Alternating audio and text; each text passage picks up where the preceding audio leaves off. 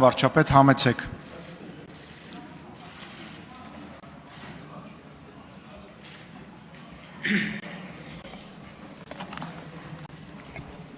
Շնորհակալություն, հարգելի գործընկերներ, նախ ուզում եմ ասել, որ այսօր եզդիական նոր տարին է եւ ես ուզում եմ Հայաստանի եզդիական համայնքին շնորհավորել այդ տոնի կապակցությամբ մեր եղբայրներին եւ շնորհակալություն հայտնել, որ այն բոլոր ջանքերի եւ ներդրման համար, որ նրանք ներդնում են մեր ընդհանուր հայրենիքի կայացման եւ զարգացման գործում։ Շնորհավոր եզդիական նոր տարի։ Մեծարգո նախագահող, ազգային ժողովի հարգելի փոխնախագահներ, կառավարության հարգելի անդամներ, հարգելի պատգամավորներ, սիրելի ժողովուրդ, ներկայացնում եմ Հայաստանի Հանրապետության կառավարության ծրագրի կատարման ընթացքի եւ արդյունքների մասին 2020 թվականի տարեկան զեկույցը։ 2019 թվականը մեզ համար, Հայաստանի Հանրապետության համար աննախադեպ հաջող տարի էր եւ 19 թվականին մենք ունեցանք վերջին 10 տարվա համար աննախադեպ բարձր տնտեսական արդյունքներ, 7.6% տնտեսական աճ եւ շուրջ 63 միլիարդ դրամով գերակատարեցինք բյուջեի եկամտային մասի նախապես ծրագրավորված պլանը։ 2020 թվականի հունվար-փետրվարին տնտեսական աճի այս դինամիկան շարունակվեց։ 20 թվականի հունվար-փետրվարին Հայաստանի Հանրապետությունում արձանագրվեց ավելի քան 9% տնտեսական ակտիվության ցուցանիշ, բայց մարտից արդեն Հայաստան մուտք գործեց կորոնավիրուսը եւ մեր մոտ սկսեց ճգնաժամային մի ժամանակաշրջան եւ թվում էր, թե կորոնավիրուսը մեզ համար լինելու է 20 թվականի վատագույն հիշողությունը, բայց սեպտեմբերին մենք ունեցանք 44-օրյա պատերազմը մեզ համար ծանր հետևանքներով։ Վերը նշված հանգամանքների բերումով Հայաստանի Հանրապետության կառավարությունը 2020 թվականին իրականացրել է ճգնաժամային կառավարում։ Եվ առաջին փուլում այդ ճգնաժամային կառավարումը կապված էր կորոնավիրուսի հետ, որի արդյունքում այսօրվա դրությամբ Հայաստանի Հանրապետության ավելի քան 200,000 քաղաքացիներ վարակվել են կորոնավիրուսով, տնտեսական ցուցանիշները մեր արդեն ասացի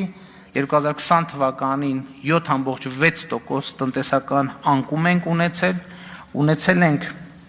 շուրջ 3770-ից ավելի մահեր կորոնավիրուսից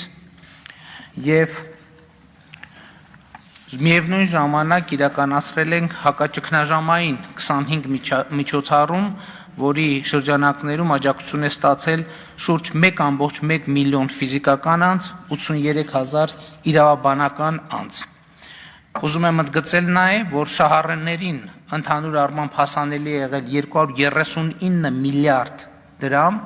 կորոնավիրուսի հակաճգնաժամային փաթեթի շրջանակներում, որից պետբյուջեի ծախսը 55 միլիարդ դրամ, փոխառու միջոցները պետական բյուջեից 20 միլիարդ դրամ, մնացածը կառավարության խթանող քաղաքականության արդյունքում իրականացվել է բանկային համակարգի միջոցով։ Եվ այնուամենայնիվ կարծում եմ 20 թվականի համար այսօր մեր կարևորագույն ասելիքը պիտի կապված լինի 44-օրյա պատերազմի հետ եւ գիտեք, որ սեպտեմբերի 27-ին սկսվել է պատերազմը Ադրբեջանի հարձակումով։ Պատերազմի մասին իհարկե շատ է խոսվել, բայց ես այսօրվա առիթը պատեհ եմ համարում պատերազմի վերաբերյալ տեղի ունեցած մի շարք շահարկումների, մի շարք ապատեղեկատվությունների եւ մի շարք հարցերի պատասխանը տալու։ Ընդ որում շատ կարևոր է ընդգծել, որ մենք այս ընթացքում ունեցել ենք թյուրըմբռնումներ, ոմանք հատուկ պլանավորված, ոմանք գուցեև ակամա եւ ոչ դիտավորյալ։ Ուզում եմ սկսել Գլխավոր շտաբի նախկին պետ Օնիկ Գասպարյանի 2020 թվականի նոյեմբերի 17-ին արած հայտարարությունից։ Նոյեմբերի 17-ին այն ժամանակ դեռ գլխավոր շտաբի պետ Օնիկ Գասպարյանը հայտարարել է, որ պատերազմի 4-րդ օրը անվտանգության խորհրդի նիստի ժամանակ ներկայացրել է մեր կորուստները եւ ստեղծված իրադրության վերաբերյալ զինված ուժերի գնահատականը, նշելով, մեջբերում եմ, որ 2-3 օրվա ընթացքում անհրաժեշտ է միջոցներ ձեռնարկել պատերազմը կանգնեցնելու համար։ Ուզում եմ այս ամբիոնից պատասխանատու եւ պաշտոնապես արձանագրել, որ Օնիկ Գասպարյանի նոյեմբերի 17-ի հայտարարության այդ կետը իրականության հետ որևէ աղերս եւ առնչություն չունի։ Չի ասել գլխավոր շտաբի պետը նման բան,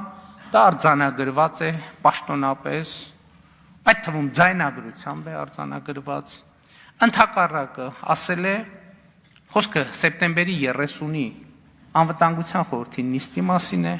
ընդհակառակը ասել է, որ հակառակորդը ոչ մի առաջխաղացում չի ունեցել, բանակը զինված ուժերը կատարում է իր առջև դրված խնդիրը եւ մինչեւ վերջ կկատարի։ Ընդգծում եմ, գլխավոր շտաբի պետը անվտանգության խորհրդին հայտարարել է,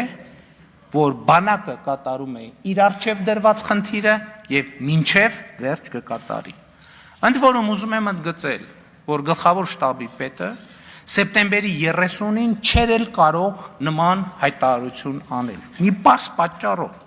որովհետև 2020 թվականի օգոստոսի 21-ին անվտանգության խորհրդի նիստում ունեցած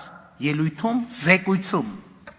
խնդրում եմ ուշադրություն դարձրեք ամսաթվին, 2020 թվականի օգոստոսի 21-ին հավաստիացրել է Արցախյան ուղղությամբ մենք կարող ենք արկա ուժերով ու միջոցներով ոչ միայն ներողություն ուժերով ու միջոցներով ոչ մի քայլ հետ սկզբունքով հետ մղել, ձախողել հակառակորդի հարձակումը եւ ջախջախել նրա խմբավորումները։ Էլ եմ ասում, գլխավոր շտաբի պետը 2020 թվականի օգոստոսի 21-ին անվտանգության խորհրդի նիստում անվտանգության խորհրդին զեկուցել է Արցախյան ուղղությամբ Հայաստանի զինված ուժերը կարող են արկա ուժերով եւ միջոցներով ոչ մի քայլ հետ սկզբունքով հետ մղել, ձախողել հակառակորդի հարձակումը եւ ջախջախել նրա խմբավորումները։ Սա Հայաստանի զինված ուժերի գլխավոր շտաբի պետի գնահատականն է եղել 2020 թվականի օգոստոսի 21-ին եւ 2020 թվականի սեպտեմբերի 30-ին։ Այս ամենը սակայն չի նշանակում, թե Հայաստանի քաղաքական ղեկավարությունը միջոցներ չի ձեռնարկել րոպե առաջ հրադադար հաստատելու ուղղությամբ։ Ես ուզում եմ ձեր բոլորին հիշեցնել, որ մենք ամենաբարձր մակարդակով 3 անգամ ունեցել ենք հրադադարի վերաբերյալ պաշտոնական հայտարարություններ եւ պայմանավորվածություններ։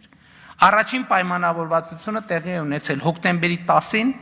Ռուսաստանի Դաշնության մայրաքաղաք Մոսկվայում եւ արտաքին գործերի նախարարների հանդիպման արդյունքում ընդունվել է հետեւյալ հայտարարությունը։ Ռուսաստանի Դաշնության, Հայաստանի Հանրապետության եւ Ադրբեջանի արտաքին գործերի նախարարները հայտարարում են. Ի պատասխան Ռուսաստանի Դաշնության նախագահ Վլադիմիր Պուտինի ուղերձի եւ համապատասխան Ռուսաստանի Դաշնության նախագահ Վլադիմիր Պուտինի, Հայաստանի Հանրապետության վարչապետ Նիկոլ Փաշինյանի եւ Ադրբեջանի Հանրապետության նախագահ Իլհամ Ալիևի պայմանավորվածությունների կողմերը համաձայնեցին ստորև ներկայացված քայլերի շուրջ։ Առաջին 2020 թվականի հոկտեմբերի 10-ի ժամը 12:00-ից մարդասիրական նպատակներով հայտարարվում է կրակի դադարեցման մասին ռազմագերիների եւ պահվող այլ անձանց զոհվածների մարմինների փոխանակման համար Կարմիր խաչի միջազգային կոմիտեի միջնորդությամբ եւ վերջինիս չափանիշների համաձայն։ Երկրորդ կրակի դադարեցման հստակ պարամետրերը կհամաձայնեցվեն հավելյալ։ Երրորդ Հայաստանի Հանրապետության եւ Ադրբեջանի Հանրապետությունը ԵԱԿ Մինսկի խմբի համանախագահների միջնորդությամբ կարգավորման հիմնարար սկզբունքների հիման վրա ձեռնմուխ են լինելու առարկայական բանակցությունների խաղաղ կարգավորմանը շուտապույտ հասնելու նպատակով։ Կողմերը վերահաստատում են բանակցային գործընթացի ձևաչափի անփոփոխությունը։ Կրկնում եմ, այս հայտարարությունը ընդունվել է 2020 թվականի հոկտեմբերի 10-ին։ Ինչու չի կայացել հրադադարը։ Մի պարզ պատճառով։ Ադրբեջանը չի պահպանել հրադադարը Թուրքիայի այն հայտարարությունների ֆոնին, որ իրենց կարծիքով Ադրբեջանը չպետք է պահպանի հրադադարը։ Հաջորդ նման պայմանավորվածությունը տեղի է ունեցել 2020 թվականի հոկտեմբերի 18-ին։ Հետևյալ հայտարարությամբ զուգորդված Հայաստանի Հանրապետությունը եւ Ադրբեջանի Հանրապետությունը որոշել են հոկտեմբերի 18-ին տեղական ժամանակով ժամը 00-ից հաստատել մարդասիրական զինադադար, այսինքն կեսգիշերից։ Այս որոշումը կայացել է ի շարունակություն ԵԱՀԿ Մինսկի խմբի համանախագահ երկրները ներկայացրող Ֆրանսիական Հանրապետության, Ռուսաստանի Դաշնության եւ Ամերիկայի Միացյալ Նահանգների նախագահների հոկտեմբերի 1-ին արված հայտարարության, ԵԱՀԿ Մինսկի խմբի համանախագահների հոկտեմբերի 5-ին արված հայտարարության եւ համաձայն հոկտեմբերի 10-ին Մոսկվայում ընդունած համատեղ հայտարարության։ Այս պայմանավորվածությունը ձեռք է բերվել Ֆրանսիայի նախագահ Էմանուել Մակրոնի միջնորդությամբ։ Հրադադարը չի պահպանվել կրկին Ադրբեջանի կողմից։ Հաջորդ հրադադարի մասին պայմանավորվածությունը ձեռք է բերվել 2020 թվականի հոկտեմբերի 26-ին, այս անգամ արդեն Միացյալ Նահանգների միջնորդությամբ։ Այդ միջնորդական ջանքերի արդյունքում ընդունվել է հետևյալ հայտարարությունը։ Հայաստանի արտգործնախարար Զոհրաբ Մնացականյանը եւ Ադրբեջանի արտգործնախարար Ջեյհուն Բայրամովը հոկտեմբերի 24-ին հանդիպում ունեցան ԱՄՆ պետքարտուղարի տեղակալ Սթիվեն Բիգանի հետ եւ վերահաստատեցին իրենց երկրների հանձնառությունը կյանքի կոչելու եւ պահպանելու հումանիտար հրադադարի վերաբերյալ պայմանավորվածությունները, որոնք ձեռք են բերվել Մոսկվայում հոկտեմբերի 10-ին եւ վերահաստատվել հոկտեմբերի 17-ին Փարիզում արված հայտարարությամբ համահունչ ԱՄՆ նախագահ Դոնալդ Տրամփի, Ֆրանսիայի նախագահ Էմանուել Մակրոնի եւ Ֆրանսիայի նախագահ Վլադիմիր Պուտինի կողմից հոկտեմբերի 1-ին արված հայտարարությամբ։ Հումանիտար հրադադարն ուժի մեջ կմտնի հոկտեմբերի 26-ին տեղական ժամանակով 08:00-ին։ Միացյալ Նահանգները խթանեցին ինտենսիվ բանակցություններ ԱԳ նախարարների եւ Մինսկի խմբի համանախագահների միջև Հայաստանին եւ Ադրբեջանին ԼՂ հակամարտության խաղաղ կարգավորմանը մոտեցնելու նպատակով։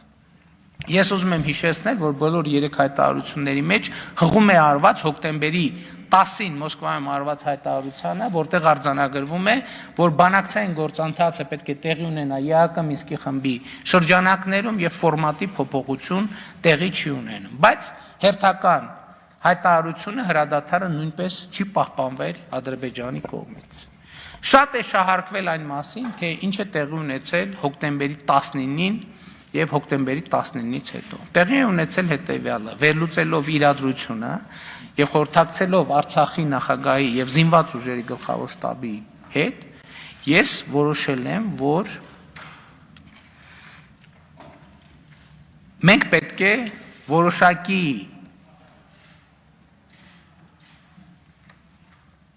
նաեւ ծանր զիջումների ճանապարհով հասնենք հրադադար։ Եվ այդ կապակցությամբ հրավիրել եմ անվտանգության խորհրդի նիստ, որին մասնակցել են խորհրդարանական խմբակցությունների ներկայացուցիչները, այդ թվում ընդդիմադիր, ընդ որում ես ասել եմ, որ խորհրդարանական ընդդիմության ներկայացուցիչներին հրավիրել եմ ոչ թե նրանց հետ պատասխանատվություն կիսելու, այլ ուղղակի նրանց տեղեկացնելու համար, որովհետև այս պահին տեղի ունեցողի վերաբերյալ չեմ կարող հրապարակային հայտարարություն անել, որովհետև եթե հանկարծ հակառակ կողմը չընդունի մեր առաջարկը, այդ հայտարարությունները մեր ընդհանուր իրադրության վրա դրական չեն ազդի։ Ավելին, ասեմ նաև անվտանգության խորհրդի այդ նիստին մասնակցել են Հանրապետության նախագահը եւ Վեհափար Հայրապետը։ Նույն օրը ես հրավիրել եմ արտախորհրդարանական ընդդիմության ներկայացուցիչներին եւ ելի տեղեկացնել եմ նրանց կատարվող իրադարձությունների մասին։ Կրկնել եմ հատուկ, որ ես չեմ հրավիրել նրանց հետ պատասխանատվություն կիսելու կամ պատասխանատվություն նրանց վրա դնելու համար։ Հրավիրել եմ ուղղակի տեղեկացնելու համար, թե ինչ է տեղի ունենում։ Որից հետո ես համաձայն պայմանավորվածությամբ զանգահարել եմ Ռուսաստանի Դաշնության նախագահին եւ ասել եմ, որ մենք ուզում ենք հրադադար Ադրբեջանի տարածքների 5 գումարած 2 ձևաչափով վերադարձի պայմանով մի պայման, որ նախկինում էլ միջնորդների կողմից Հայաստանի Հանրապետությանը առաջադրված ա եղել ամենատարբեր ֆորմատներով։ Այս խոսակցության համատեքստում է, որ մենք մանրամասն քննարկում ենք ունեցել Ռուսաստանի Դաշնության նախագահի հետ եւ նա ասել է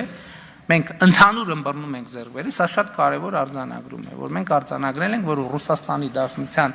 նախագահի հետ մենք նույն կերպ ենք ձևակերպում կամ ունենք ընդհանուր ձևակերպում իրադրության հաղթահարման, գիտեք, որ այնտեղ փախստականների վերադարձի հարց է եղել, ադրբեջանցի ներքին տեղահանվածների հարց է եղել վերադարձի Լեռնային Ղարաբաղ եւ ես ասել եմ, որ մենք սկզբունքորեն այդ հարցի հետ կապված առարկություն չունենք, չենք ունենա, եթե մենք հարցը ինչ որ կերպ փոխկապակցենք Լեռնային Ղարաբաղի կարգավիճակի ճշգրտման process-ի հետ, որից հետո Ռուսաստանի նախագահը ունեցել է խոսակցություն Ադրբեջանի նախագահի հետ, ինչի արդյունքում պարզ է դարձել, որ ադրբեջանական կողմը կտրականապես չի ընդունում Հադրութի շրջանի դեօկուպացիայի մեր առաջարկը, մեր պահանջը, երկրորդը պահանջում է, որպեսզի անկախ ներքին տեղահանվածների հարցը որևէ ձևով վերադարձի հարց, այդ թվում Շուշի չկապվի կարգավիճակի ճշգրտման հետ եւ նաեւ սա նոր դետալ է, որը ես պետք է նախկինում չեմ ասել այս դետալի մասին, նաեւ ակնարկ է եղել այն մասին, որ ոչ թե պետք է լինի 5 գումարած 2 բանաձևով տարածքների վերադարձ, գումարած սրան, այլ պետք է լինի 7 տարածքների վերադարձ։ Դա ասվել է որպես ակնարկ այն դեպքի համար, եթե մենք մինչև այս կետը առաջադրված պայմաններին համաձայնենք։ Եվ այս մանրամասները ինչու եմ նշում, որովհետև Ադրբեջանը ինչպես պատերազմից առաջ, այնպես էլ պատերազմի ընթացքում ըստ էության չի ընդունել Լեռնային Ղարաբաղի կարգավիճակի ճշգրտման օրակարգը եւ սա եղել է, խնդրում եմ ուշադրություն դարձրեք, այսինքն Ադրբեջանը ընդհանրապես կտրականապես մի X պահից հրաժարվել է օրակարգ մտցնել կամ ավելի ճիշտ օրակարգային հարցի կարգավիճակով քննարկել Լեռնային Ղարաբաղի կարգավիճակի հարցը եւ սա եղել է ուշադրություն դարձրեք 2016 թվականի 4-օրյա եւ 2021 թվականի 44-օրյա պատերազմի հիմնական ներողություն 2020 թվականի 44-օրյա պատերազմի հիմնական պատճառը եւ հենց սա եմ նկատի ունեցել 2020 թվականի սեպտեմբերի 27-ին, այսինքն պատերազմի առաջին օրը այս ամբիոնից հետևյալ հայտարարությունը անելիս եւ ներողություն եմ խնդրում ինքս ինձնից մեջբերում անելու համար։ Եվ այսպես այս նույն ամբիոնից 2020 թվականի սեպտեմբերի 27-ին հայտարարել եմ մեջբերում ըստ էության Հայաստանի առաջ հետևողական եւ շարունակական պայման է դրվել զիջել առնվազն անվտանգության գոտին, այսինքն 7 շրջանները, առանց որևէ նախապայմանի, առանց որևէ կարգավիճակային ճշգրտման։ Էլ չեմ ասում, որ Ադրբեջանը շատ հստակ, այդ թվում նաև հրապարակային ընդգծել է, որ ինքը պատրաստ չէ ընդունել Լեռնային Ղարաբաղի որևէ այլ կարգավիճակ, որը կամ նույնը կլինի, կամ մի քիչ բարձր կլինի Լեռնային Ղարաբաղի ինքնավար մարզից։ Ես ուզում եմ մենք բոլորս սա հստակ արձանագրենք, որովհետև ես գիտեմ, որ լինելու են հարցեր եւ հարցադրումներ, արդյոք կարող ենք խուսափել եւ ինչ պիտի անեինք, որ խուսափեինք այդ իրավիճակից, սա շատ կարեւոր նյուանս է։ Պիտի անեինք մի բան, համաձայնվեինք, որ Արցախը Լեռնային Ղարաբաղի ինքնավար մարզ է, ինքնավար մարզ գուցե մի փոքր ավել լիազորություններով։ Եթե մենք սրան համաձայնենք, մենք հենց հիմա կարող ենք ամեն ինչ կանգնեցնել։ Ուզում եմ, որ Հայաստանի խորհրդարանը արձանագրի, եւ ես ուղիղ հարց եմ տալիս։ Մենք համաձայն ենք այսպիսի լուծման, եթե այո, մենք հենց այսօր կարող ենք լուծել այս հարցը։ Եվ այս հայտարարությունը արել եմ պատգամավոր Ուրիխանյանի հարցին ի պատասխան։ Ինչու եմ ես այսպես դրել հարցը։ Որովհետև մենք մեր իշխանությունը, մեր կառավարությունը Լեռնային Ղարաբաղի հարցի կարգավորումը այո պիտի արձանագրենք, ժառանգել ենք փակուղային, նախապատերազմական եւ յետպատերազմական վիճակում։ Ինչ հիմքեր ունեմ նման պնդում անելու։ Այս մասին են վկայում, սա ապացուցվում է 2018 թվականի ապրիլի 17-ին այս ամբիոնից վարչապետի ընտրության ժամանակ Սերժ Սարգսյանի արած երկու հայտարարությունները։ Այդ օրը պատասխանելով Կարեն Բեքարյանի հարցին Սերժ Սարգսյանը ասել է. բանակցային գործընթացը լավատեսություն չի ներշնչում, բայց ավելի հստակ ասած,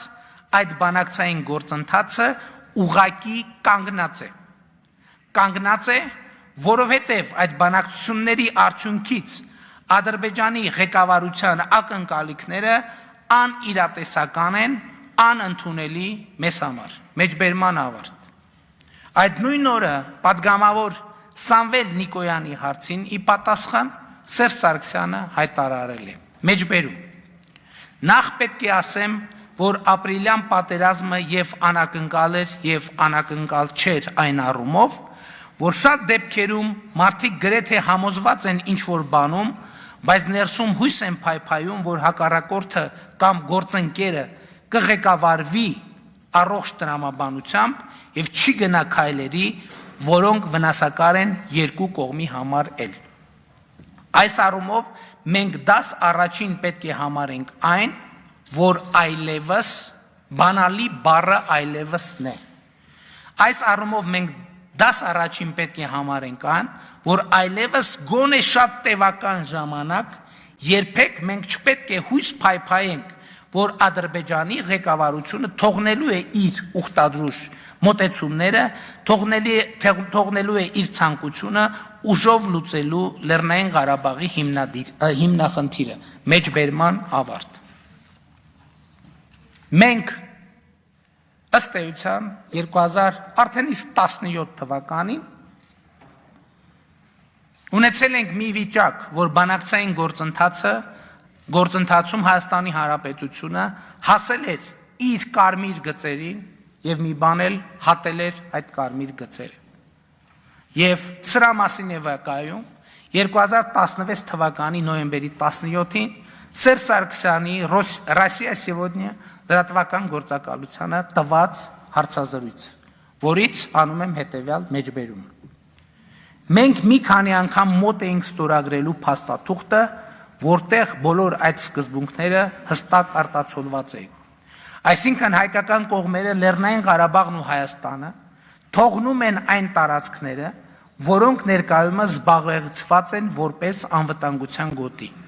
Այն տարածքները, որոնց մասին ադրբեջանցիներն ասում են, որ դրանք օկուպացված են, անվանում են բռնազավթված ադրբեջանական 7 շրջանները։ Այն տարածքները, որոնք ադրբեջանցիներն անվանում են բռնազավթված։ Թողնում ենք տարածքները հեռանում, այսինքն դա տարածքային ամբողջականության սկզբունքն է։ Բայց առաջին կետում հստակ գրված էր, որ Լեռնային Ղարաբաղի վերջնական իրավական կարգավիճակը որոշվելու է Լեռնային Ղարաբաղի ժողովրդի ազատ կամ արտահայտման միջոցով։ Այնուհետև գրված էր, ով է մասնակցելու, ինչպիսի օրակարգ է եւ ամենը։ Լրագրողը հարցը տալիս, այսինքն հանրաքվե։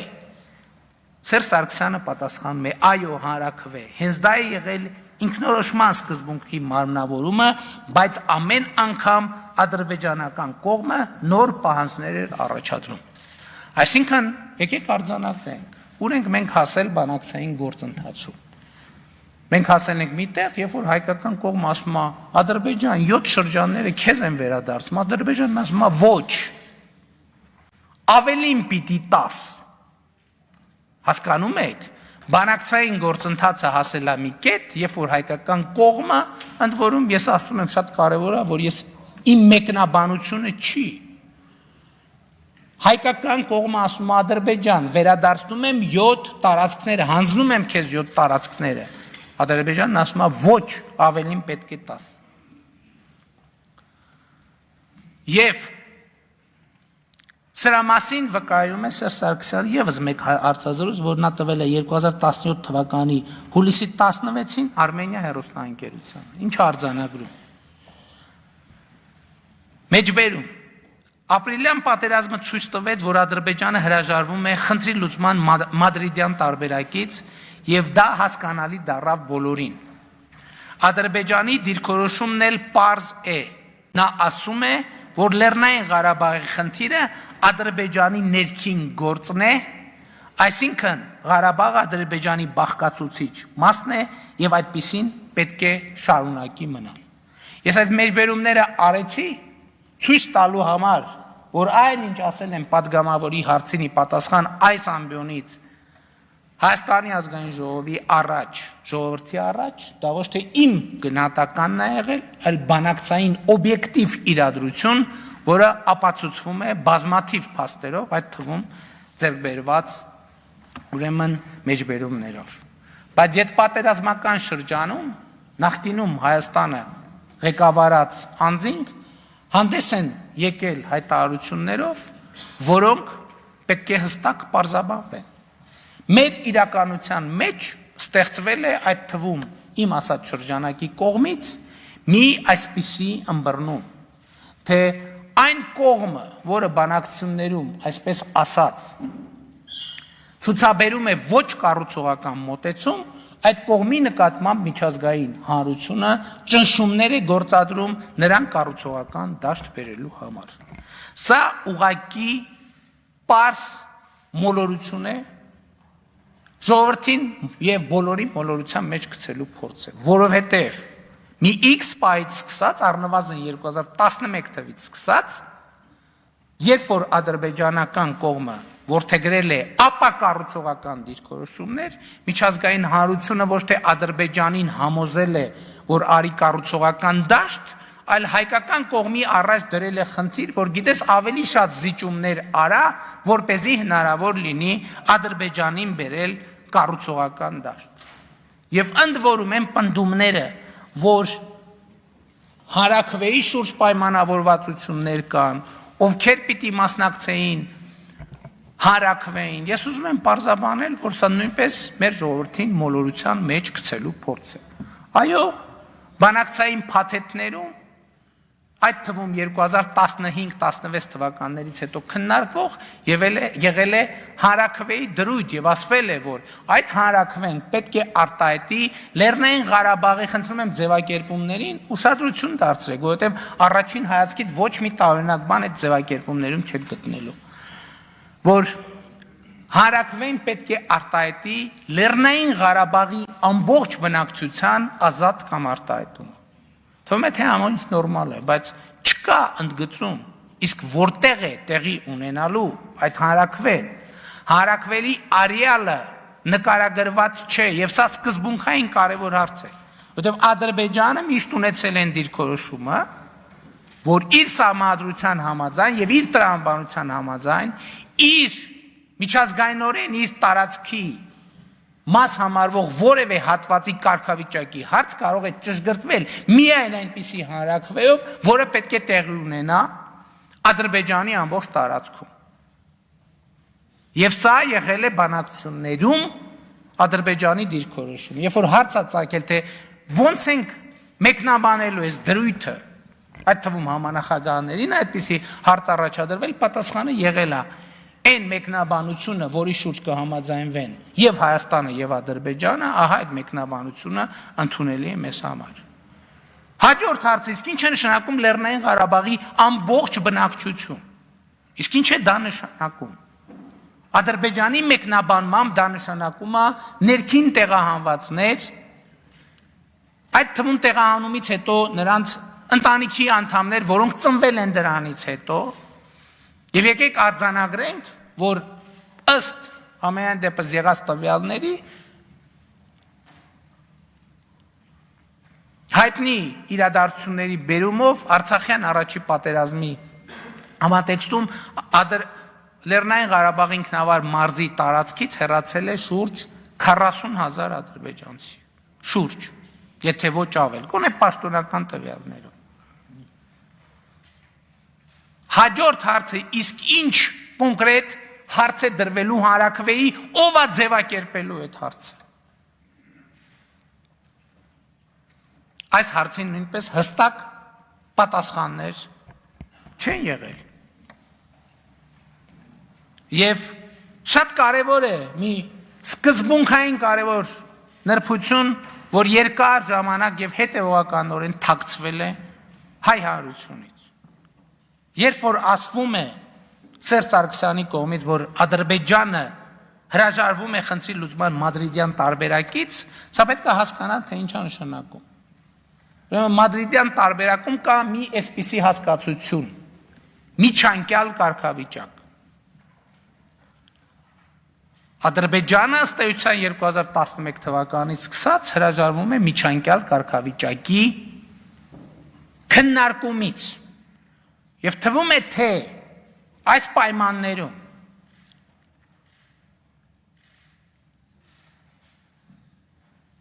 բանակցային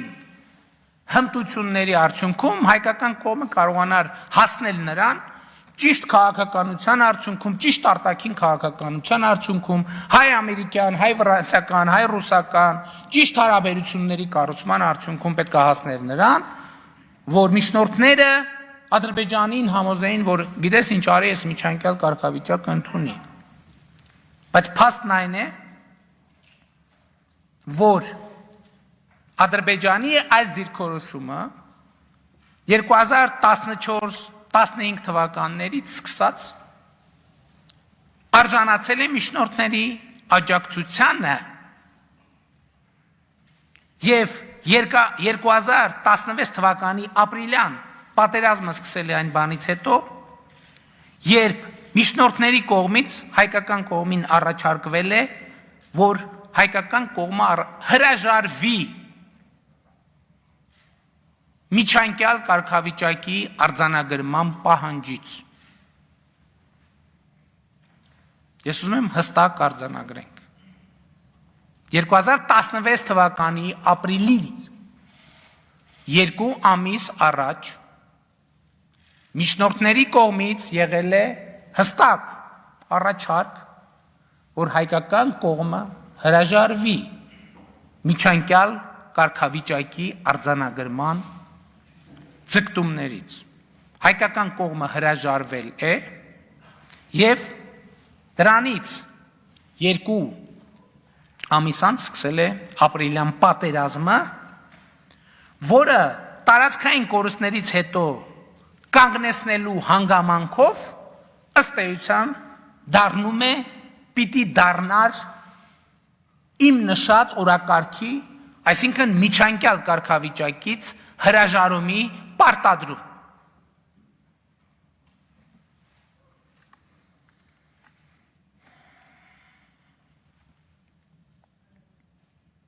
Եվ կրկին ուզում եմ անդրադառնալ Հայաստանում նախկինում ղեկավարած անձանց արած հայտարարություններին, մասնավորապես Քոչարյանը, Ռոբերտ Քոչարյանը 2020 թվականի դեկտեմբերի 4-ին 5-րդ ալիքին տված հարցազրույցում հայտարարել է. կարելի է մի շարք օրինակներ բերել։ Այս ամենը համադրության մեջ միասին ստեղծել է մի վիճակ, երբ դու Ադրբեջանին շանս չես թողել հույս պահելու, որ դիվանագիտական ճանապարհով ինքը կարող է որևէ բանի հասնել։ Իսկ եթե այսպիսի շանս չես թողնում, մնում է պատերազմը։ Սա ուղղակի հանճարեղ նախադասություն է, որը արտահայտում է հայկական կողմի 20-ամյա դիվանագիտության եւ բանակցային տրամաբանություն։ Այսինքն հայկական կողմը բանակցությունների շուրջ ունեցել է մի խնդիր, անընդհատ հույս ներշնչել Ադրբեջանին, որ նա բանակցությունների արդյունքում կհասնի այն բանին, ինչ ինքը ուզում է։ Իսկ ինքը ուզում է, որ Ղարաբաղը լինի իր կազմում մշակութային կամ որևէ ինքնավարության կարգավիճակում, իսկ եթե հնարավոր է, նույնիսկ առանց դրա։ Բայց եթե դու 20 տարի անընդհատ հույս ես տալիս, գալիս է պահը, երբ որ այդ հույսը պիտի արդարացնես։ չի կարող լինել այնպես, որ դու 20 տարի հույս տաս, սա հույս ես տալիս, պետք է արդարացնես այդ հույսը։ Եվ սա ամենամեծ ձախողումն է, երբ որ ամբողջ հայ ժողովրդին ներշնչվել է, որ գիտեք ինչ, մենք պետք է հրաժարվենք մեր բոլոր իրավունքներից։ Մենք պետք է հրաժարվենք Արցախյան շարժման բոլոր արդյունքներից։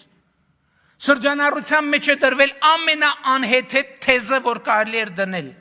Ամենավատ բանակցությունները ավելի լավ են, քան ամենալավ պատերազմը։ Ավելի մեծ անհեթեթություն դժվար էր հորինել, որ ամենավատ բանակցությունները բերում են ամենավատ պատերազմի։ Էլ չեմ ասում, որ հենց Ռոբերտ Քոչարյանի ժամանակներում 97-98 թվականներին ոչ միայն հույս են տվել Ադրբեջանին,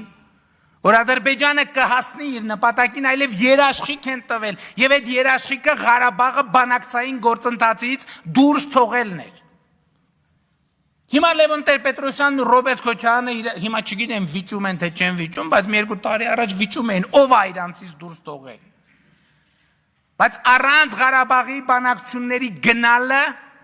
երաշխիք է եղել Ադրբեջանին, որ նրանք հույս եւ երաշխիք, որ նրանք պիտի հասնեն իրենց նպատակին։ Ինչ պիտի անեին։ Այո, ինչ մենք փորձեցինք անել 2019 թվականին ասելով, որ մենք առանց Ղարաբաղի չենք պատկերացնում բանակցություն եւ հարցի լուծում, իրենք պետք է անեին 97-98 թվականին, որտեղ այն ժամանակ Ադրբեջանը պատրաստ չէր եւ չէր կարող ռազմական լուծում տալ խնդրին։ Եվ մենք ոչ միայն մեզ չէինք խափի, թե մենք բանակցություններով խնդիր ենք լուծում, այլև Ադրբեջանին զուգահեռ կպատրաստվեինք պատերազմի եւ ոչ թե զինվորի հացը գողանալով Բադեն-Բադեններում, Եվրոպաներում, Փարիզներում դղյակ կառնեինք։ Ռոբերտ Քոչարյանը ասում է, եթե վարչապետը լիներ թուրքական գործակալ, կաներ այն ամենը, ինչ արվել է։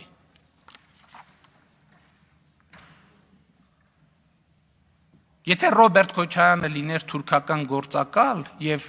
97-98 թվականներին, եթե Հայաստանը ղեկավարեին թուրքական գործակալներ, ամենամեծ ծառայությունը, որ նրանք կարող էին մատուցել Ադրբեջանին, Ղարաբաղը բանակցային գործընթացից դուրս թողելն է, երաշխիք տալով, որ նրանք ներքուստ Ղարաբաղը համարում են Ադրբեջանի մաս։ Եթե Ռոբերտ Քոչարյանը լիներ թուրքական գործակալ, այո, նրա օրոք Հայաստանի խորհրդարանում կգնդակահարեին Վազգեն Սարգսյանին եւ Կարեն Դեմիրճյանին, որովհետեւ ում եթե ոչ թուրքական գործակալի օրոք կարող էր գործակալների օրոք, եթե ազգային անվտանգության ծառայությունը 1999 թվականին ղեկավարվեր թուրքական գործակալի կողմից, այո, կգնդակահարեին խորհրդարանում Հայաստանի Արցախյան հաղթանակի հեղինակին եւ Հայաստանը արդյունաբերական երկիր դարձրած առաջնորդին։ Այո, դա կարող էր տեղի ունենալ մի պայմաններում, եթե նրանց անվտանգությունը ապահովված լիներ թուրքական գործակալների կողմից։ Էլ չեմ ասում, որ 1998 թվականին իշխանության հասնելով Քոչարյան-Սարգսյան զույգը դավաճանություն էր համարում Ղարաբաղի հարցը փուլային եղանակով լուծելու հնարավորություն է նույնիսկ դա քննարկելը։ Մինչդեռ 2018 թվականի դրությամբ սեղանին է եղել բանակցային մի փաթեթ, որը վերնագրված է այսպես. Декларация о первом этапе и о дальнейших шагах в Нагорно-Карабахском урегулировании. 98 թվականին նրանք համարում էին, որ Ղարաբաղի հարցը չի կարող փուլային տարբերակով լուծվել։ Եվ նրանց գործունեության արդյունքում մենք հասանք մի կետի, որտեղ սեղանին դրված է Декларация о первом этапе и о дальнейших шагах в Нагорно-Карабахском урегулировании. Եվ որտեղ է հետևությունը, որտեղ է եզրակացությունը, որտեղ է վճիռը, որ այո Քոչարյան Սարգսյան զույգը 1998 թվականին Ղարաբաղի հարցը օգտագործելով իշխանության հասնելու համար 20 տարվա ընթացքում տանուլ է տվել Լեռնային Ղարաբաղի բանակցային գործընթացը, առաջին Արցախյան պատերազմում տարած հաղթանակը, հայ ժողովրդի բոլոր զրկանքները տանուլ են տվել, խուրդել են, մանրել են Բադեն-Բադեններում, հունական կղզիներում առանձնատներ կառուցելով, Փարիզներով ու Հռոմներում հյուրանոցներ ու առանձնատներ կառուցելով ու ձեռք բերելով։ Տանուլ են տվել դիվանագիտության դաշտում, տանուլ են տվել բանակաշինության դաշտում, ոտի վրա բանակի կենացը խմելով, զինվորի հացը գողանալով, տանուլ են տվել ենթակառուցվածքների և ընդհանրապես պետության զարգացման հարցում։ Սա 2017 թվականին արված վերլուծություն է,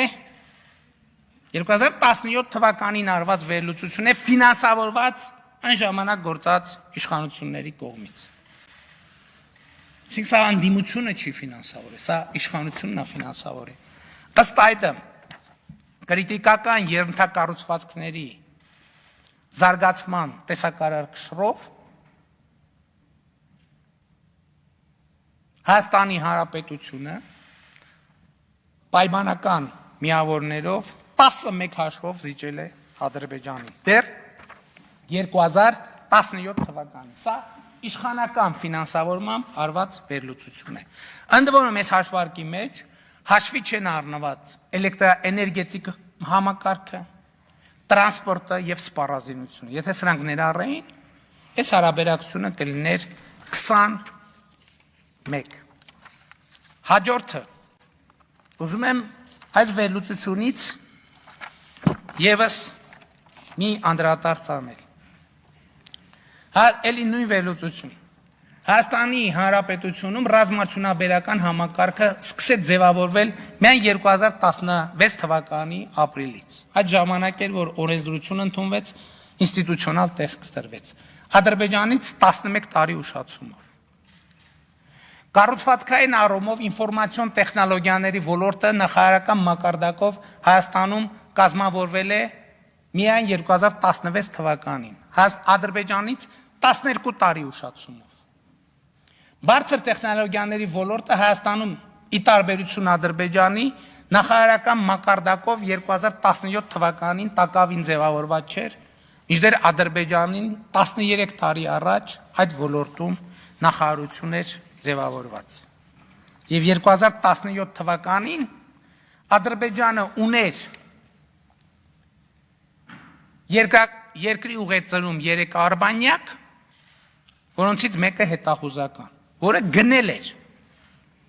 Այո, Ադրբեջանը հետախուզական արբանյակ էր գնում, իսկ Հայաստանի իշխանությունները գնում էին հողամասեր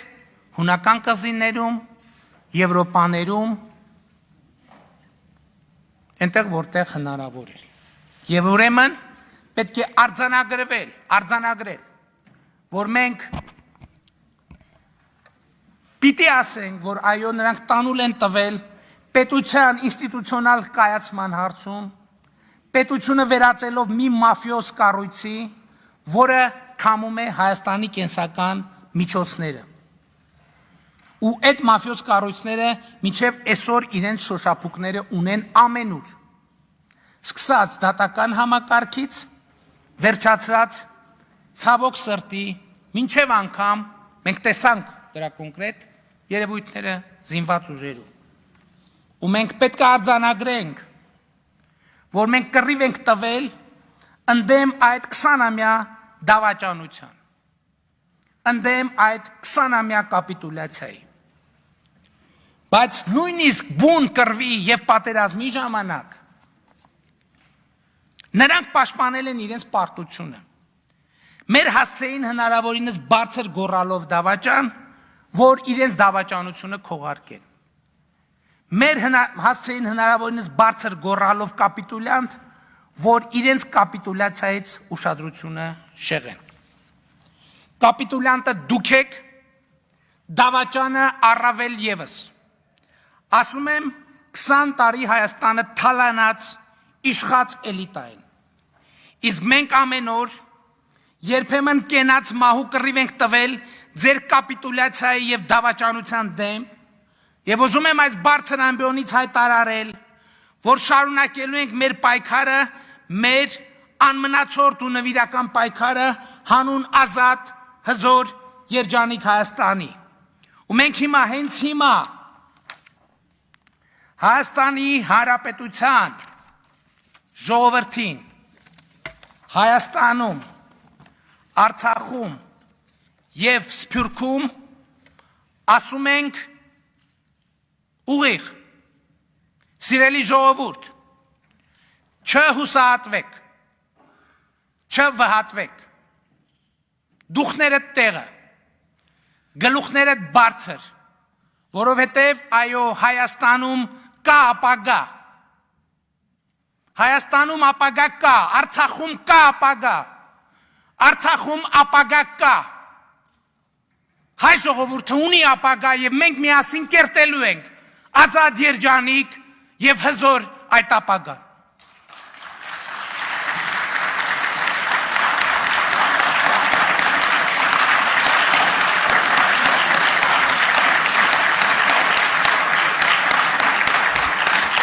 Շնորհակալ եմ։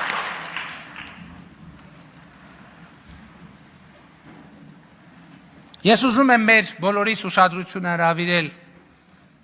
այն փաստի վրա, որ մենք այնուամենայնիվ պետք է խոսենք ապագայի մասին։ Ապագայի մասին այդ խոսակցության ամենակարևոր մասը Լեռնային Ղարաբաղի հարցի կարգավորումն է։ Եվ ես ուզում եմ ընդգծել, որ մենք քաղաքական հարց, որպես քաղաքական եւ ոչ թե ռազմական հարց, ուզում եմ բոլորիս ուշադրություն հրավիրել ես փաստի վրա, որպես բանակցային հարց, այո, պետք է դնենք Լեռնային Ղարաբաղի ինքնավար մարզի տարածքի դեօկուպացիայի խնդիրը։ Մեծելի եմ ասում, մենք սա պիտի ձևակերպենք ոչ թե որպես ռազմական հարց, այլ որպես բանակցային քաղաքական հարց։ Եվ մենք պետք է հետևականորեն շարունակենք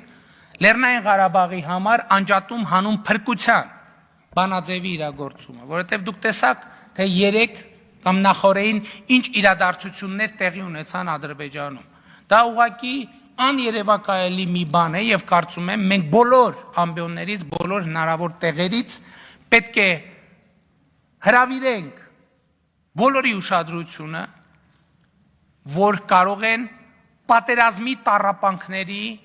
եւ զոհերի թանգարան բացվել մի երկրում, որը հայատյատության, ատելության ամենամեծ եւ ամենակարևոր դրսեւորումն է։ Եվ սա ամենամեծ հիմքն է, որ մենք միջազգային հանրությանը ցույց դնենք Լեռնային Ղարաբաղի համար անջատում հանուն փրկության սկզբունքի կիրառելիությունը, որը մեր հետագա բանակցային գործընթացի առանցքը պիտի կազմի։ Հաջորդ խնդիրը, որը մեզ համար շատ կարևոր է, հարցն է եւ մենք պետք է պատասխանենք, թե ինչպես է ապահովում մեր երկրի անվտանգությունը։ Պետք է արձանագրենք, որ Հայաստանի Հանրապետության արտաքին անվտանգության ապահովման առանցքը հայ-ռուսական ռազմական դաշինքն է, որն ամրապնդված է մի քանի տասնյակ ռազմավարական բնույթ ունեցող միջազգային պայմանագրերով եւ փոխադարձ դաշնակցային պարտավորություններով։ Այս առումով Հայաստանի անվտանգության համար գործնական կարևոր նշանակություն ունեն հայ-ռուսական միացյալ զորա խմբավորումը եւ հավաքական անվտանգության Կովկասյան տարածաշրջանում հայ-ռուսական հակաօդային պաշտպանության միացյալ համակարգը։ Այս երկու համակարգերը ձևավորած պայմանագրերի տրամաբանությամբ հարձակումը Հայաստանի վրա նշանակում է հարձակում Ռուսաստանի վրա եւ երկու երկրները համատեղ պետք է դիմակայեն արտաքին մարտահրավերները։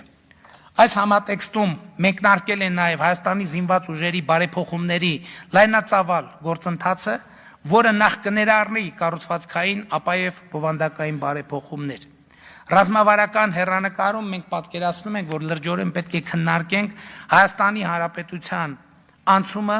պրոֆեսիոնալ բանակի եւ ժամկետային կամ զորահավաքային զինծառայության կառուցվածքը էականորեն պետք է մենք կարողանանք փոփոխել։ Բացի դա, մենք հույս ունենք եւ մենք քննարկում ենք Հայաստանում ռուսական 102-րդ ռազմաբազայի հնարավորությունները հարստացնելու հարցը,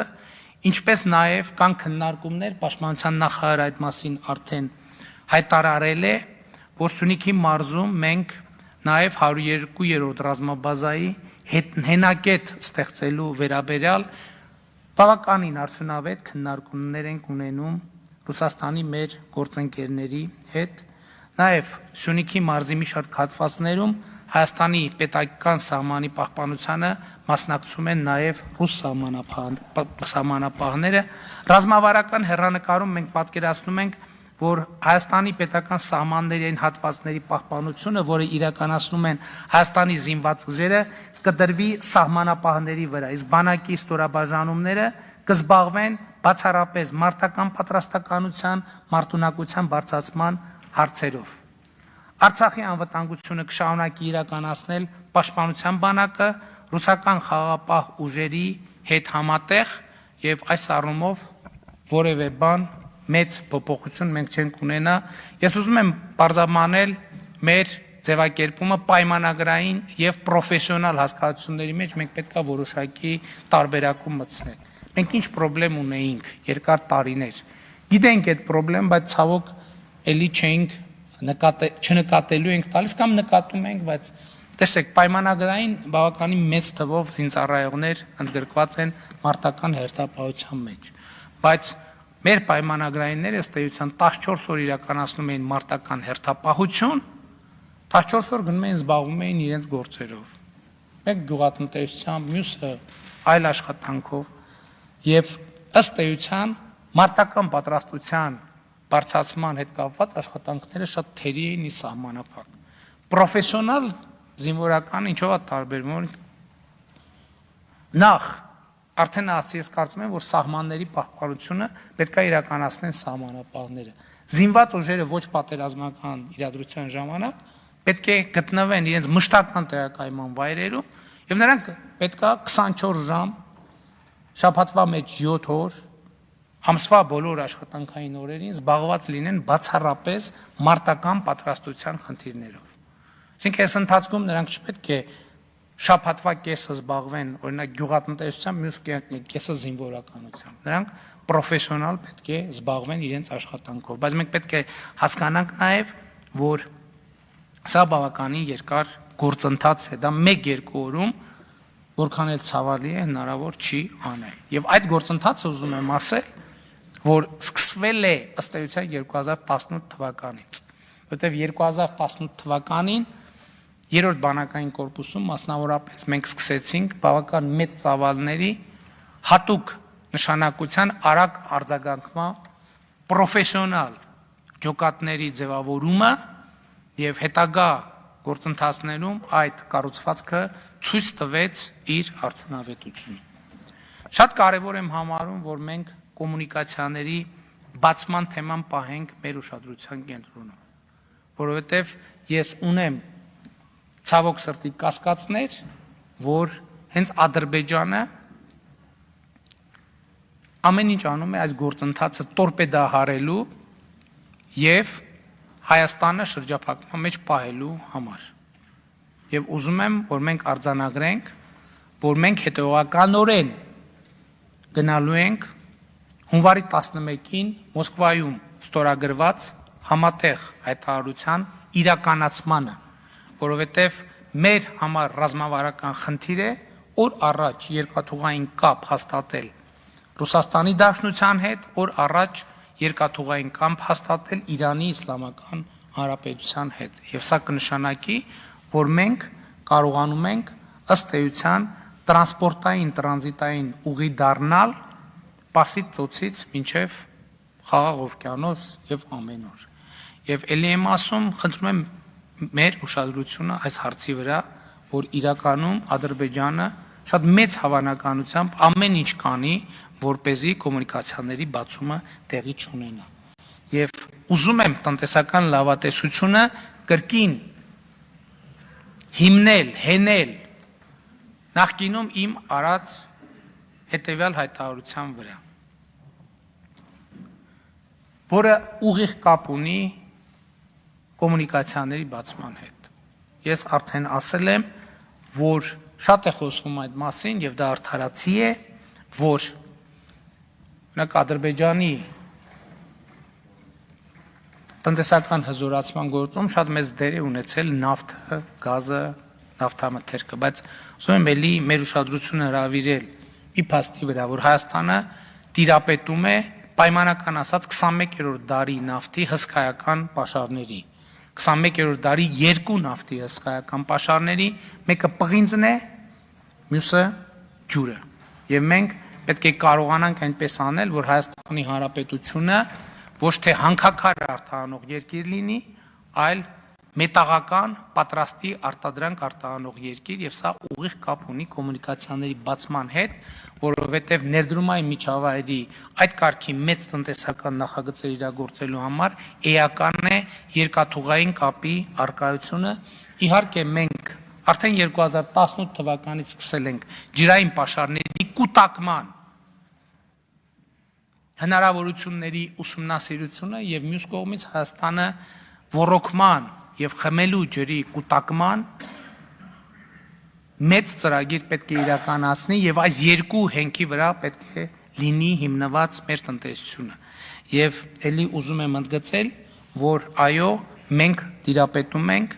21-րդ դարի նավթի, պղնձի եւ ջրի հսկայական պաշարների։ Տարեկան 7 միլիարդ խորանարդ մետր ջուր է ձևավորվում Հայաստանի Հանրապետության տարածքում եւ դրա մի չնչին մասն է, որ մենք ի վիճակի ենք լինում կուտակել։ Հաջորդը, որ մեզ համար ունի ռազմավարական նշանակություն, կրթության ոլորտի բարեփոխումներն են։ Եվ ես ուզում եմ ընդգծել, որ մենք շարունակում ենք Հայաստանում նախակրթարանների ստեղծման բավականին լայնածավալ ծրագիրը եւ մենք այդ ծրագիրը հետեւողականորեն շարունակելու ենք։ Ըստ էության այս շղթայի մաս է, որ մենք մեր կարծիքով վերջապես կարողացել ենք գտնել մի բանաձև, որով պրոֆեսիոնալ ուսուցիչների աշխատավարձը հետեւողականորեն շարունակաբար եւ ըստ էության պայմանական ասած անընդհատ կավելանա։ Եվ դրա համար ես արդեն ներկայացրել եմ, ներդրվում է ուսուցիչների որակավորման հաստատման ատեստացիայի գործընթաց եւ այս տարվանից սկսած ատեստացիա անցած ուսուցիչների աշխատավարձը նոյեմբերից 30-ից 50%-ով կբարձրանա եւ շարունակաբար բոլոր այն ուսուցիչները, ովքեր իրենց որակավորումը կվերահաստատեն, նրանց աշխատավարձերը առաջին փուլում կբարձրանա 30-ից 50%-ով, հետագայում նրանք իրենց գործունեության արդյունքում հնարավորություն կունենան հավաքել կրեդիտներ, բարձրացնել իրենց որակավորման հավաստման մակարդակը եւ շարունակաբար ունենալ աշխատավարձերի բարձրացում։ Հաջորդ ուղղությունը, որ մենք որդեգրել ենք, գիտության ֆինանսավորման ավելացումն է։ Դուք գիտեք, որ մենք այս տարի նաև խորհրդարանի հետ համագործակցությամբ, չնայած ինչ էլ անում ենք խորհրդարանի հետ համագործակցությամբ ենք անում, 14.5%-ով ավելացրեցինք գիտության ֆինանսավորումը 2 միլիարդ դրամ հավելյալ միջոցներ տրամադրելով։ Եվ ուզում եմ ասել, որ 2022-ից 2025 թվականների ընթացքում ամեն տարի գիտության ֆինանսավորումը միջինում աճելու է 3-ից 5 միլիարդ դրամով։ Ընդ որում ուզում եմ ընդգծել, որ ինչպես ուսուցիչների պարագայում, այս դեպքում էլ մենք հիմա ներդրում ենք մի համակարգ, որը գիտաշխատողների աշխատավարձերի շարունակական բարձրացման հնարավորություն պիտի ընձեռի, սկսած ասպիրանտներից, վերջացրած գիտահետազոտական ինստիտուտների տնօրեններից։ Հարգելի գործընկերներ, հաջորդ ուղղությունը, որ մենք որդեգրել ենք, արդեն ասացի, բարձր տեխնոլոգիական արդյունաբերության նախարարության ձևավորմամբ, եւ ես ուզում եմ ընդգծել, որ այստեղ էլ մենք ֆինանսավորման էական ավելացում ունենք 2019 թվականին բարձր տեխնոլոգիական արդյունաբերության նախարարությունը ունեցել է 5 միլիարդ 570 միլիոն դրամի ֆինանսավորում, 2021 թվականին բյուջետային ֆինանսավորումը հասել է 9 միլիարդ 137 միլիոն դրամի, ըստ էության ավելի քան 40%-ով ավելանալով նախորդ տարվա նկատմամբ։ Եվ ես հենվելով այս ամենի վրա ուզում եմ կրկին ընդգծել իմ համոզմունքը, որ Հայաստանում այո ապագա կա, որ Հայաստանում այո կա ապագա։ Եվ ուզում եմ մեր բոլորիս ուշադրությունը հրավիրել մի այսպիսի կարևոր հանգամանքի վրա 2019 թվականին ընդունված կառավարության ծրագրում մեզ համար սկզբունքային հարց է բռնության բացառումը որպես ներհայաստանյան հարցերի լուծման միջոց կամ բռնության, նույնիսկ օրինական բռնության կիրառման դեպքերից հնարավորինս խուսափել եւ դա մեզ համար ծրագրային դրույթ է եւ ես ուզում եմ ուրախությամբ ընդգծել, որ այն իրավիճակները, որ մենք ունեինք խորհրդանշական ձևով ասած Երևանի Հանրապետության հրապարակում, Երևանի Բաղրամյան պողոտայում, Երևանի Դեմիրճյան փողոցում, մենք այդ իրավիճակները հանգուցալուծել ենք առանց որևէ բռնության։ Եվ սա շատ կարևոր արձանագրում է։ Այն ժամանակ, երբ որ Հայաստանի ձեզ հայտնի շրջանակները ամենօրյա ռեժիմով առաջարկում էին գլխատել, կախել, գնդակահարել իշխանության ներկայացուցիչներին, այդ նույն ընթացքում Հայաստանի Հանրապետության իշխանությունը իրավապահ մարմինները իրավիճակները հանգուցալուծեցին ոչ միայն առանց որևէ կրակոցի, նույնիսկ մի ոստիկանական մահակ չի բարձրացել վերև։ Եվ ես ուզում եմ կրկին ընդգծել, որ համաձայն խորհրդանական ընդդիմության հետ ձեռք բերված պայմանավորվածության եւ այդ պայմանավորվածությունը նախապես քննարկվել է նաեւ Հայաստանի Հանրապետության նախագահի հետ Հայաստանի Հանրապետությունում 2020 թվականի հունիսի 20-ին տեղի կունենան արտահերթ խորհրդանական ընտրություններ եւ սրա ամենակարևոր եւ մեծ սիմվոլը այն է, որ մենք սրբորեն պահել ենք, պահպանել ենք ժողովրդից ստացած իշխանությունը, թույլ չենք տվել, որ պատահական մարդիկ, որոնք իշխանագողության շատ հարուստ փորձ ունեն, ձեռք գցեն այդ իշխանությունը եւ մենք այդ իշխանությունը վերադարձնում ենք ժողովրդին։ Եվ եթե ժողովուրդը կորոշի այդ իշխանությունը կրկին պատվիրակել մեզ ազատ արդար ընտրություններով, մենք կշարունակենք մեր գործունեությունը, մեր պայքարը հանուն ազատ, երջանիկ եւ հզոր Հայաստանի եւ համոզված եմ, որ հայ ժողովուրդը կհաղթի։ Շնորհակալ եմ, պատրաստ եմ պատասխանել ձեր հարցերին։ Շնորհակալություն, պարոն վարչապետ։